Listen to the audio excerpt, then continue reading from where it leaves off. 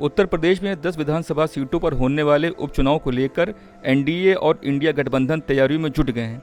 आइए इसी मुद्दे को लेकर पब्लिक से बात करते हैं और जानने की कोशिश करते हैं कि इस मुद्दे पर उनका क्या कहना है। क्या लगता है इस उपचुनाव में?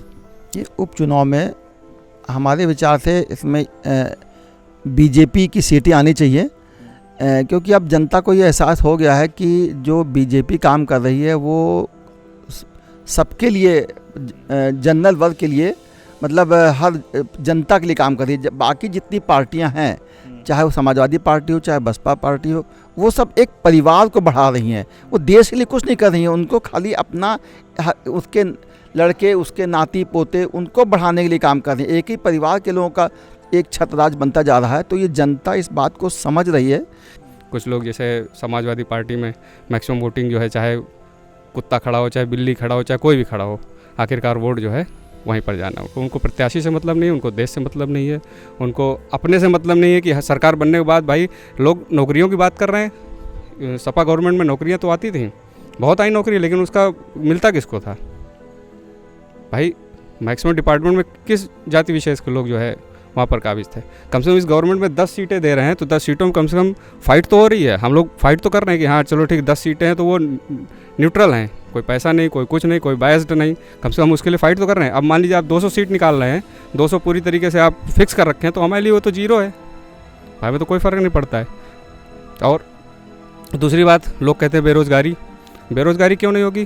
पहले इंटर का रिजल्ट जाता था मेरे ख्याल से 40% 50%, बाकी सब बच्चों को फेल किया जाता था क्योंकि योग्य ही नहीं होते तो पास होने के। आज का रिजल्ट जा रहा है 90%, 97%, मतलब अयोग्य बच्चे भी जो पास नहीं होने के लायक हैं वो भी जो पास होके जा रहे हैं। इसका मतलब आप समझ रहे हैं बेरोज़गारी तो बढ़नी ही बढ़नी है भाई। ये भी तो एक बहुत बड़ा फैक्टर है। आप 5 लाख बच्चा बैठ रहा है इंटर में, 5 लाख बच्चा पास होके जा रहा है, तो कैसे इतने लोगों को कैसे संभव? क्या कांग्रेस दे पाएगी इतने लोगों को नौकरी? अगर दे देती है एक बार वो मौका दे दें। अयोध्या में जो हार हुई है वो बीजेपी के दिल में फांस की तरह चुभ रही है। इस फांस को कैसे निकालेगी बीजेपी? ये फांस जो है असल में इसका हार का मेन कारण रहा है कि लोग जो है घर से बाहर वोट देने नहीं निकले। एक विशेष समुदाय के लोग ही गए वोट देने के लिए। आप एक बार उसको एक सर्वे आप देखिएगा, इसका जो चुनाव आयोग ने जो लिस्ट जारी की है उसमें आपको समझ में आ जाएगा कि हिंदुओं ने गद्दारी नहीं की है। हाँ, हिंदुओं ने वोट दिया है, राम जी के नाम पर वोट दिया है, लेकिन जनसंख्या में कम होने के कारण जीत उनकी हो गई। और ये लोग कहने कि अब उनको राजा बना रहे हैं, अवधेश जी को जो वहाँ से जीते हैं, समाजवादी पार्टी कह रहे हैं वो राजा हैं। क्या वो राजा बन सकते हैं? क्या कहना है? अभी मैं वोट देने नहीं गया इस बार। क्यों? 5 साल हो गया वोटर कभी। अब हम जाएंगे तो नहीं घर घर जाए, अब हम तो सबके पास जाएंगे नहीं, सारे अधिकारी के पास कि भैया हमारा वोटर आईडी कार्ड में लिस्ट बना दो। हम अपना देश के लिए अपना काम करेंगे। ये आपकी जिम्मेदारी है कि आप मुझ तक आएँ, मेरा वोटर आईडी कार्ड बनवाएं और उसको बनवा के मुझे दें। मैं ढूंढूंगा नहीं आपको। आपका नहीं बना इस बार? नहीं, मुझे घर पे पापा मम्मी का आता है, भैया का, मेरा नहीं आया। इस बार भी नहीं आया। इस बार गए, वहाँ खड़े हैं लाइन में, भैया मुझे वोट डालना है। अच्छा, ढूंढ रहे हैं 10 घंटा, उसमें नहीं नाम नहीं है, वहाँ अंदर डालने के नहीं आया। मैं तो भाजपा को वोट देना चाहता था, नहीं दे पाए। ऐसे हज़ारों लोग हैं जो वोट नहीं दे पाए, हज़ारों लोग नहीं दे पाए। क्यों? ये कि आपकी कमी है। एक इंसान बस वो चाह लेना कि मुझे वोट देना है, तो आपको व्यवस्था करनी है कि तुरंत उसका वोट खट से 1 मिनट में डलना चाहिए। यार, एक वोट डाल में इतना प्रोसेस करा रहे हैं आप, उसमें नाम आएगा, वोटर आईडी कार्ड बनेगा, इतना नहीं आदमी कर पाएगा। आपने सोचा 1 मिनट वोट गिर जाना चाहिए तो तत्काल मतलब सोचा और वोट पड़ गया, तब तो आदमी डालेगा। अब यार फिर प्लान करेंगे वोट डालेंगे, इसमें फिर नहीं चल पाएगा। दूसरा, 85-100 रुपए के लिए उन्होंने अफवाह फैलाई। आप सो रहे थे, आप भाजपा सरकार में हैं, आप सरकार लीड कर रहे हैं, आपको सारा नॉलेज है। आपको नहीं पता कि 85 रुपये पूरे देश में कैसे बटेगा? क्यों नहीं घेर लिया तुमने? तुमको तो खट्ट से घेर लेते हैं वो, तुम भी घेर लेते, उसी से बवाल मचा देते, घेर लेते ढंग से कि तुमने ये कैसे बोला और कैसे घेरा। भाजपा वालों में एक फॉल्ट है, ये लोग घेरते नहीं हैं। वो संसद भंग कर रहे हैं, वो कुछ भी पता लगा हुआ आज भंग कर दिए, आज पूरी दिन चली नहीं। तुम भी भंग कर दो यार, क्या प्रॉब्लम है? तुम भी भंग कर दो, नहीं चलने देंगे आज, तुम भी मत चलने दो। तुम चलने देते हो, तुम मत चलने दो। जब गलत चीज़ है तो तुम भी चलो, तो वो समझेंगे कि हाँ यार ये भी विरोध कर रहे हैं। बार बार किसी आदमी को ये नहीं समझाना चाहिए कि भैया तुम गलत हो। उसको ठीक से समझाओ कि आप गलत हैं, ये प्रॉब्लम है। दूसरा, बीच में अफवाह फैली कि 3 महीने में सरकार गिर जाएगी तो योगी हट जाएंगे, उनको चीफ मिनिस्टर पद से हटा दिया जाएगा। अगर हटा दिया जाएगा तो हटा दो, नहीं हटाया जाएगा तो आपने उस पर क्यों नहीं घेरा? 1 घंटे के अंदर घेर लेना चाहिए। किसी की मजाल कैसे हुई कि आपकी सरकार के बारे में इतना बड़ा फैसला ले ले, वो भी बाहरी आदमी, इतनी बड़ी बात बोला और चला गया। आपने उसे क्यों नहीं कवर किया करके? अगर आपने उसी दिन खबर किया होता तो जितने फॉलोअर्स हमारे योगी जी के हैं वो सब खुश होते ना कि चलो यार, उनको लग रहा है ये क्या है, असहाय की तरह खड़े, वो कह रहे हैं वो निकाल देंगे, कोई बात ही नहीं हो रही है। आप खड़े होते ना कि ये मेरा भाई है, तुमने तुम्हारी हिम्मत कैसे हुई बोलने की भाई कि निकाल देंगे? अपने मामले में बोलो, मेरे मामले में मत बोलना। थोड़ा सा वजन अगर पैदा करेंगे तो फिर लोग जुड़ेंगे। निर्वाचन आयोग के बारे में क्या बोले थे? निर्वाचन आयोग काफ़ी ढीला है। असल में उनके पास क्या है, जो हमारे यहाँ जो आंकड़ा जा रहा है कि चुनाव परसेंटेज जो है 69%, 61%, असल इसमें क्या है, लोगों के 2 जगह से नाम आ रहे हैं। एक जगह मान लीजिए मैं दूसरे डिस्ट्रिक्ट का रहने वाला हूँ, तो मेरा वहाँ अपने गाँव से भी आया, एक यहाँ से आया, लेकिन मैं एक ही जगह वोट दे सकता हूँ, तो मैंने लखनऊ से दिया। अब वहाँ वाला वो जो है खाली चला गया, वहाँ पर एब्सेंट दिखाएगा, तो वो क्या होगा, वो पूरे मतदान जो भी वोटिंग परसेंटेज है उसको पूरा डाउन कर देगा। ठीक है, तो ये निर्वाचन आयोग को करना चाहिए कि कम से कम लोगों के दस्तावेज को जो भी जमा कर रहे हैं उनको एक जगह अच्छे तरीके से सबको जो है वो करे, संयोजित करे, क्योंकि ये इतने बड़े लोकतंत्र में मैं नहीं कहता हूँ कि 1-5 साल में सही हो जाएगा, लेकिन चीज़ों को सुधार करना स्टार्ट करें।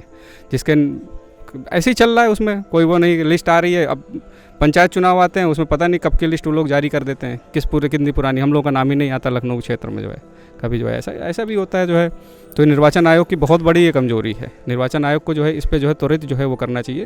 भाई जो भी ऑनलाइन अप्लाई कर रहे हैं उनके 6-6 महीने हो जाते हैं, उनका कोई सुनवाई नहीं होती है। BLO बैठता है, BLO के पास लोग जाते हैं, करवाते हैं तो हो पाता है। वो भी ज़रूरी नहीं कि आपकी जब चाहे लोकसभा चुनाव हो चाहे विधानसभा, हो सकता है आपका लोकसभा चुनाव में नाम आ गया मतदाता सूची में, हो सकता है विधानसभा चुनाव में आपका नाम ना आए। तो इस चीज़ को उनको दुरुस्त करना चाहिए। हाँ जी, क्या कहना है आपका इस बारे में? इस मामले अभी जैसे हमारे भाई साहब ने कहा कि मतलब सरकार को या बीजेपी सरकार को ये करना चाहिए, हमारा विचार इससे भिन्न है कि ऐसा है कि अगर हमको अपने देश के प्रति निष्ठा है तो हमें उसके लिए हमको खुद, देखिए और कम्युनिटी हैं वो क्या है कि दुबई से, अरबियन कंट्री से फ़्लाइटें भर भर के आ रही हैं। यहाँ पे हमारा लड़का अगर बंगलौर में है, दिल्ली से है, तो वो नहीं आएगा वोट देने। और दूसरी बात ये है कि जो प्रशासनिक तौर पे जो कमियां हैं, तो ऐसा है कि देखिए प्रशासन से इतना उम्मीद नहीं की जा सकती एक आदमी के घर जाके उसकी वोटर ID बनवाए या इतना करे। हमें अगर हमें वाकई में चाहिए कि एक अच्छी सरकार आए हमारे देश में और एक हमारे हिंदू गौरव और राष्ट्र गौरव को वापस आए, तो हमें खुद जाके अपना वोटर ID कार्ड। मैं आपके साथ हूँ, मैं आपके साथ खड़ा हूँ, ये आपकी सपोर्ट कर रहा हूँ। बच्चे को अच्छे पापा चाहिए, पापा को अच्छा बच्चा चाहिए। बच्चे को अच्छा पापा चाहिए पैदा होने के बाद, कि मैं पैदा हो गया मुझे बहुत सुंदर पापा मिल जाए, कि पिता का ये फर्ज है कि जो बच्चा है वो पैदा अच्छा हो। बताएं? बताइए। नहीं, ऐसा है कि नहीं, सिर्फ इसी बात का जवाब यहीं पे चाहिए, यहीं चाहिए। अभी बच्चे का कर्तव्य है, बच्चे का जन्म हुआ है, बता रहे बच्चे का जन्म हुआ है, अब पापा को अच्छा बच्चा चाहिए, बच्चे को अच्छा पापा चाहिए, मुझे बताइए। पापा को अच्छा बच्चा चाहिए, पापा को अच्छा चाहिए कि बच्चे? पापा और हम हैं बच्चे, ये पापा की रिस्पॉन्सिबिलिटी है कि बच्चों को संभाले। बच्चे अपना काम करेंगे, बच्चे काम है टाइम से छींकना, टाइम से खाना और टाइम से फ्रेश होना। बच्चे का ये काम नहीं है कि पापा को ऑफिस भेजना। पापा टाइमली ऑफिस जाएंगे और आएंगे और बच्चे को संभालेंगे, पापा की रिस्पॉन्सिबिलिटी है। क्या कहना है पापा के बारे में? क्या कहना? हम लोग ग्रोन अप हैं कि हम लोग अपना हित अनहित हमको समझ सके, तो हमें अपना हमारा हित किसमें, हम लोग इतने दुधमुए बच्चे भी नहीं है कि हम लोग हर चीज़ के लिए निर्वाचन आयोग। अच्छा, एक सवाल है, अयोध्या में जो हार हुई है, जो फांस लगी है बीजेपी के कलेजे में, उसे कैसे निकालेगी बीजेपी इस बार? एक बात और है, बीजेपी कलेजे में कोई फांस नहीं लगी है, किसी कलेजे में कोई फांस नहीं लगी है, कोई टेंशन नहीं है। हार जीत क्या होता है? अरे वो नहीं है, फिर आ जाएंगे। पहली बात तो इसको इतना बड़ा फिर एक वही मैं कह रहा हूँ, एक तरीके का नैरेटिव मतलब जो सेट हो रहा है, वही मैं कह रहा हूँ कि ये इस तरीके के अयोध्या से हार गए। अयोध्या कुछ नहीं आ रहे, ना अयोध्या आ रहे ना हिंदुस्तान आ रहे हैं। हाँ जी बताएं। आप सदन की बैठक जब सदन की बैठक जब राष्ट्रपति अभिभाषण हुआ, ठीक है, और डेट नहीं याद है, राष्ट्रपति अभिभाषण के बाद जो है धन्यवाद प्रस्ताव जब आया, तो उसमें अखिलेश यादव बोले कि ये बैठे हैं अयोध्या के राजा, बगल में बैठाए थे उनको, फ्रंट सीट पे, सबसे पहली सीट पे बैठाए थे अवधेश जी को। तो अब फिर बताया कि हार, अगर इतना ही राम जिलाए तो हार क्यों गए? हार का मैंने आपको एक ही कारण बताया है, चुनाव आयोग की जो ऑफिशियल वो है, आप एक बार उसको चेक करिए, आपको समझ में आ जाए क्यों हारे। हिंदू गद्दारी नहीं किया, हिंदू केवल घर से निकला नहीं वोट डालने के लिए। वो इंडिया गठबंधन ने इस बार केवल फॉल्स नैरेटिव सेट करके पूरे इलेक्शन का बीजेपी करेगी इस तरीके कोई सेट नैरेटिव? क्या लगता है आपको? किस तरीका? गवर्नमेंट तो करती है, नहीं करते। चाहे मतलब कोई भी हो, चाहे बीजेपी हो, चाहे केवल अपनी नीतियाँ बता दे बस, वो देखिएगा 400 पार क्या पता नहीं कितने पार हो जाएगी। 10 साल लोग नीति। हाँ, बात नहीं, डेस्क बोर्ड पे बैठ के बात नहीं करते हैं ये लोग, इनके साथ ये आप मेरी एक बात सुनिए, आप जानते हैं कि क्या नीतियाँ रही, हम जानते हैं क्योंकि हम पढ़ते लिखते रहते हैं भाई साहब। जो भी है, जो गांव देहात की जो हमारी मेन आबादी है वो कहाँ की है, ग्रामीण क्षेत्र की है।